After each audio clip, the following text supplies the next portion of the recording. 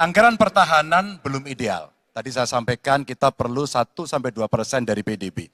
Sekarang masih 0,78%. Ini data. Untuk beli alutsista masih harus ngutang dan utang kita di 2023 naik dari 20,7 miliar dolar menjadi 25 miliar dolar. Padahal target Renstra kita, perlu saya panjangkan, rencana strategis ya. Minimum essential force di 2024 tidak tercapai kira-kira. Karena sekarang hanya 65,49% dari target. Kira-kira menjadi pertanyaan saya nih Mas Anies. Apa solusi ekonomi pertahanannya untuk kita bisa mengejar ketertinggalan dan kemudian menyelesaikan persoalan-persoalan itu agar pertahanan kita menjadi strong. Baik, masih ada Bapak sedikit lagi? Cukup. Baik. Baik, terima kasih Pak Ganjar. Mohon untuk tenang. Kami persilakan Bapak Anies Baswedan untuk menjawab waktu Bapak 2 menit. Silakan. Terima kasih Pak Ganjar. Jadi terkait dengan anggaran pertahanan, seperti tadi disampaikan kita masih di bawah. Kalau tadi disebutkan 0,78, kami memandang memang perlu sampai dengan 1-1,5% yang kita butuhkan. Dan untuk itu, maka kita harus memperbesar GDP kita, memperbesar APBN kita. Karena itulah pertumbuhan ekonomi menjadi penting. Dengan pertumbuhan ekonomi yang merata dan berkualitas, harapannya maka kita memiliki masukan negara yang cukup. Kemudian yang kedua, tadi terkait dengan hutang. Hutang-hutang yang digunakan untuk aktivitas produktif yang meningkatkan kesejahteraan, menumbuhkan perekonomian. Itu juga salah satu cara untuk memperbesar APBN kita dengan adanya pendapatan ini. Yang ketiga adalah bagaimana pajak kita diperluas basisnya, ditingkatkan efektivitasnya. Lagi-lagi untuk meningkatkan pendapatan. Namun yang tidak kalah penting adalah memastikan bahwa praktek-praktek koruptif yang membuat anggaran terserap tidak secara optimal itu ditiadakan. Dengan begitu, maka porsi yang kita miliki untuk sektor pertahanan akan bisa kita alokasikan. Tanpa kita memiliki anggaran yang cukup, maka alokasi di sini menjadi berat. Dan bila kita melakukan pembelanjaan, maka kami membayangkan justru menggunakan kekuatan sendiri. Kalaupun ada dalam bentuk hutang, maka itu satu paket dengan belanja senjatanya, belanja alutsistanya, sehingga itu menjadi satu kesatuan. Dan meniadakan praktek-praktek middleman di dalam penyelenggaraan alutsista. Seperti peraturan perundangan yang mengharuskan itu G2G atau langsung dengan korporasi yang membuatnya. Jadi kami melihat dengan cara seperti itu, meningkatkan alokasi itu satu hal, mengefisienkan itu hal berikutnya yang harus kita kerjakan. Terima kasih. Baik, waktu sudah habis. Pak Ganjar, kami persilakan untuk menanggapi harap tenang. Pernyataan dari calon presiden nomor 1, waktunya 1 menit. Pak Ganjar, kami persilakan. Ya, ternyata jawaban saya dapat bonus. Sebenarnya saya ingin membahas yang soal pertahanan dan alutsistanya. Tapi oke, saya kira terima kasih atas jawabannya. Saya ingin menyatakan dengan jelas, maka pertumbuhan ekonomi 7% wajib. Alokasi 1-2% PDB menurut saya menjadi keharusan agar kuat. Dan belanja alutsista kita ini harus jadi investasi pertahanan kita. Tanknya dibuat di Pindad, helinya di PT DI, fregatnya ada di PT PAL, sibernya ada di PT LEN. Maka kalau kemudian itu bisa kita optimalkan betul-betul, rasa-rasanya apa yang ingin kita capai dari minimum essential forces-nya akan tercapai. Kalau kita lihat di 2024 yang rasa-rasanya agak berat bisa dicapai, maka saya khawatir makin mundur, tidak ajak dalam perencanaan, ini menyulitkan. Dan kita perlu garda samudra untuk mengawal Indonesia dan pertahanan sakti 5.0. Waktu habis, terima kasih Pak Ganjar. Kami persilakan, oke, tenang. Kami persilakan Bapak Anies untuk menanggapi tanggapan dari Pak Ganjar, waktu Anda 1 menit. Silakan. Ya, pemanfaatan atas sumber daya lokal itu penting, perlu kita teruskan. Dan kita perlu memanfaatkan juga, memastikan bahwa tenaga-tenaga dalam negeri untuk bidang pertahanan itu diinvestasikan secara serius.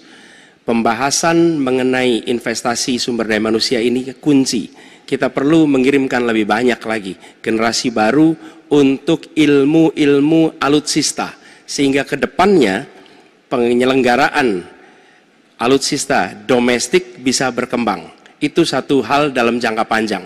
Nah, karena itu saya sepahaman tentang pentingnya dalam negeri. Tapi yang tidak kalah penting ketika kita berbicara tentang memastikan bahwa belanja alutsista itu bersih, tidak melibatkan korporasi-korporasi yang punya masalah dengan korupsi.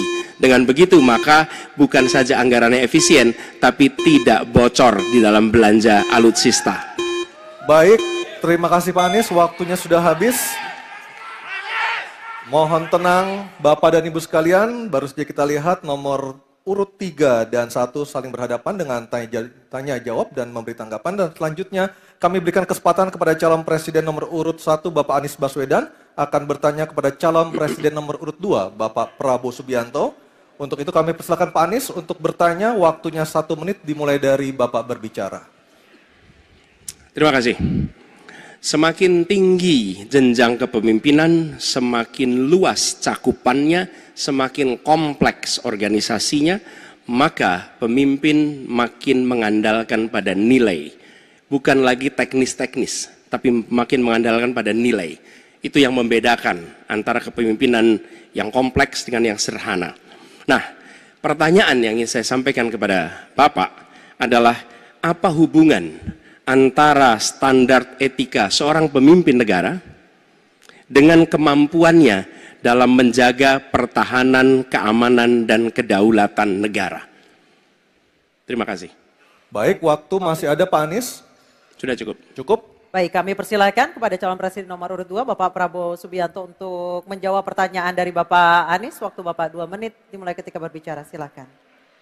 Saya sependapat bahwa semakin tinggi, semakin kompleks, memang kepemimpinan itu butuh nilai. Nilai-nilai yang sangat fundamental. Pertama, nilai adalah cinta tanah air. Kedua, kejujuran. Ketiga, kebersihan yang Bapak bolak-balik ngomong. Harus memberi contoh. Tidak boleh korupsi dengan bentuk apapun.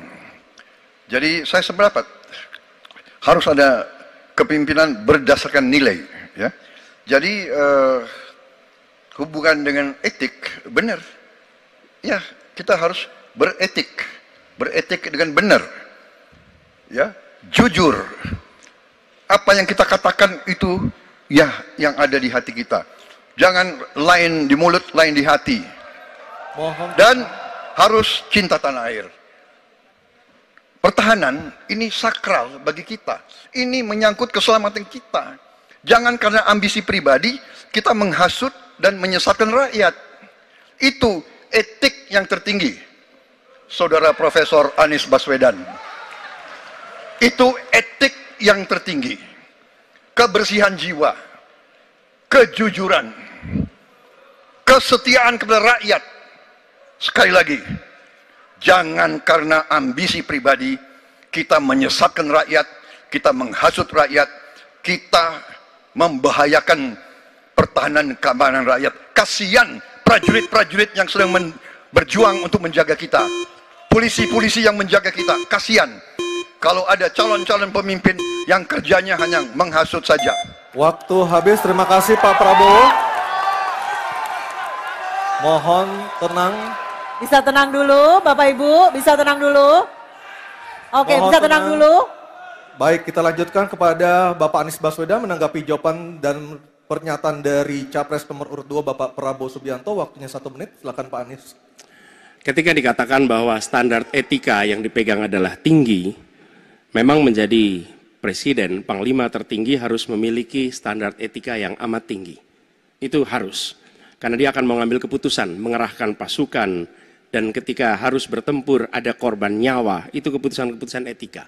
Tapi dalam kenyataannya Pak, ketika Bapak memimpin di Kementerian Pertahanan, banyak orang dalam pengadaan alutsista, PT Teknologi Militer Indonesia, Indonesia Defense Security, lalu orang dalam pengelolaan food estate, lalu ada kejadian-kejadian di mana kita semua menyaksikan ketika ada pelanggaran etika dan Bapak tetap jalan terus dengan cawapres yang melanggar etika, artinya ada kompromi atas standar etika. Standar etika ini fakta, ini fakta. Dan kemudian dalam pidato Bapak mengolok-olok tentang pentingnya etika. Saya tidak tega untuk mengulanginya. Pertanyaannya, apa penjelasan Pak Prabowo soal itu semua? Baik, waktu habis. Oke, harap tenang dulu. Kita lanjutkan acaranya. Kami persilakan Bapak Prabowo untuk menanggapi pernyataan Bapak Anies Baswedan. 1 menit, silakan Bapak. Jadi, saudara-saudara, semua data yang saudara ungkapkan itu keliru semua. Jadi saya bersedia kita duduk, kita buka-bukaan, ya. Mau bicara food estate, mau bicara apa PT Teknologi Militer Indonesia, kita buka, iya kan? Jadi di mana masalahnya? Nah, saudara bicara etik-etik, ya kan? Saya tuh keberatan karena saya menilai, maaf ya, karena Anda desak saya terus terang aja saya menilai Anda tidak pantas bicara soal etik. Itu saja. Saya merasa bahwa Anda itu posturing, ya. Anda tuh menyesatkan. Itu aja, ya. Saya boleh berpendapat kan? Saya menilai Anda tidak berhak bicara soal etik karena Anda memberi contoh yang tidak baik soal etik. Terima kasih. Mohon tenang, mohon tenang. Oke. Harap tenang, kita sudah sepakat Bapak Ibu yang ada di ruangan. Baik, sekarang saatnya kita akan melihat calon presiden nomor urut 2 dan 3 saling bertanya dan menanggapi. Diawali dengan calon presiden nomor urut 2 Bapak Prabowo Subianto bertanya kepada calon presiden nomor urut 3 Bapak Ganjar Pranowo. Kami persilakan Pak Prabowo, waktunya 1 menit. Baik, Pak Ganjar. Pak Ganjar mengatakan bahwa anggaran pertahanan kita sebaiknya naik 1-2%. Dan bahwa kita harus membangun industri pertahanan dalam negeri yang kita utamakan. Pertanyaan saya, kalau kita menaikkan sampai dengan 1-2%, bagaimana sikap Bapak dalam mengambil keputusan tentang teknologi yang mana yang kita prioritaskan dalam peningkatan pertahanan itu? Postur mana? Daratlah, lautlah, udara, atau ketiga-tiganya, atau kita mengarah ke teknologi yang lebih canggih lagi. Terima kasih. Baik, masih ada waktunya Bapak? Cukup. Baik. Kami persilakan Bapak Ganjar untuk menjawab pertanyaan dari Pak Prabowo. Waktu Anda 2 menit, silakan Bapak. Terima kasih. Mudah-mudahan saya didudukkan di tengah, memang agak mendinginkan dua kawan saya kiri kanan. Terima kasih Pak Prabowo. Mana pilihannya dari Matra itu? Proporsional Pak. Tapi tidak ada serangan yang akan masuk melalui darat karena kita negara archipelagic. Maka yang mesti diperkuat hari ini adalah laut. Prioritas. Laut, mereka butuh sonar Pak. Mereka butuh sensor-sensor Pak. Dan hari ini mereka menyampaikan kepada saya kebutuhan itu nomor 1 hari ini. Yang berikutnya tentu udara. Kenapa udara? Kami tidak bisa Pak. Dan saya senang kalau nanti Bapak dalam forum ini menjelaskan ide Bapak untuk membeli pesawat bekas. Kenapa ini menjadi penting? Kami tidak rela dengan statement Bapak tadi yang saya dukung Pak. Kasihan prajurit. Pak, kalau pilotnya itu mesti dilatih 3 tahun, pesawatnya bekas Pak. Dan dia harus datang lagi, pelatihan lagi Pak. Dengan resiko yang sangat tinggi, tentu itu sangat berbahaya. Maka peningkatan itu Pak di awal saya sampaikan, kenapa pertumbuhan harus tinggi? Kenapa industri dalam negeri menjadi prioritas? Bahkan saya sebut tadi, tank dibuat di mana, heli, fregat, cyber dibuat di mana, agar kita bisa konsisten dalam perencanaan pembangunan, termasuk ketika kita membuat kapal selam yang sudah dimulai dari PT PAL. Yang kerjasamanya kalau tidak salah Bapak batalkan dengan Korea Selatan. Tolong Pak kalau saya keliru, ini kesempatan Bapak Yang untuk mana? bisa menjelaskan. Yang mana Dengan PT PAL yang kerjasama dengan Korea Selatan. Kapal selam. Pak Prabowo, Jadi nanti itu. Ini nggak apa-apa kalau saya terima sebenarnya debat sebenarnya seperti ini. Kalau boleh tanya jawab langsung. Baik, silakan Bapak Ganjar, silakan. Saya akan lebih menarik. silakan Pak dilanjutkan, masih ada waktu. Masih ada waktu Pak Ganjar. Ya, ya karena sudah selesai. The stage is yours Pak, silakan. Baik, silakan Pak Prabowo, waktunya 1 menit. Baik, terima kasih Pak Ganjar. Kesempatan saya bisa menjawab. Jadi, alat perang itu usianya kurang lebih 25 sampai 30 tahun. Pesawat terbang, kapal perang dan sebagainya. Jadi bukan soal bekas dan tidak bekas, tapi usia pakai, ya. Kemudian jadi pesawat umpamanya pesawat Mirage 2005 yang ada di Qatar yang rencananya kita ingin akuisisi itu usia pakainya masih 15 tahun, Pak. Dan teknologi ini mengarah kepada yang lebih canggih. Kita menunjukkan yang canggih, yang terbaru. Tapi kalau kita beli baru, datangnya Pak, baru 3 tahun, dan operasionalnya itu baru 7 tahun Pak. Nah sementara 3-7 tahun ini, kita perlu deterrent, kita perlu kemampuan. Itu maksudnya latar belakang. Jadi saya kira itu yang bisa saya jelaskan, tapi waktu yang singkat tidak cukup. Baik, waktu sudah habis. Saya kembali ke Capres nomor 3. Tenang dulu, Bapak Ganjar untuk menanggapi tanggapan dari Pak Prabowo. Silakan Bapak 1 menit. Ya, awalnya saya percaya sekali bahwa Bapak akan memahami ini. Tapi hari ini saya menjadi meragukan. Karena saya bertanya kepada pilot, saya bertanya kepada Angkatan Laut pada persoalan ini. Perencanaan pembangunan yang top down membuat seluruh matra hanya menerima saja. Kenapa ini saya sampaikan, Pak? Maka kalau kita bicara katakan bukan soal cerita bekasnya, buat kami tidak. Karena Yuwono Sudarsono pernah menolak itu, dan apa yang Bapak rencanakan hari ini ditunda. Apa artinya? Saya kira perencanaannya terlalu gegabah pada soal itu. Dan keseriusan itu tidak dimunculkan sama sekali pada pengelolaan industri pertahanan dalam negeri. Di mana PT PAL kemudian hari ini sudah mendapatkan hutang, dan kemudian dia tidak bisa melaksanakan apapun pada soal itu. Maka ini menjadi catatan, tapi saya berterima kasih karena Pak Prabowo menjelaskan itu. Dan mudah-mudahan masyarakat menjadi jelas posisinya. Baik, waktunya. Baik.